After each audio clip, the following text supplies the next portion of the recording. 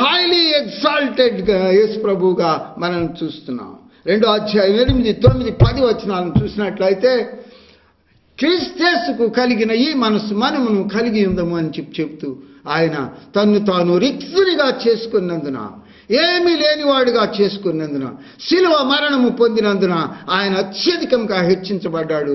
భూమి మీద కానీ భూమి క్రింద కానీ పరలోకము కానీ ప్రతి నామము కంటే మించిన నామము యేసు నామము.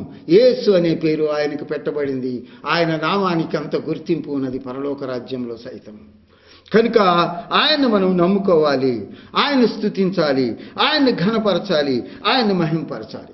కొరింథీయులకు రాసిన పత్రిక 15వ అధ్యాయము 45, 49 వచనాలు మనం చూసినట్లయితే అక్కడ యేసు ప్రభువుని గురించి, ఆదాముని గురించి తిరిగి వ్రాయబడింది. ఆదాము జీవించు ప్రాణి ఆయను,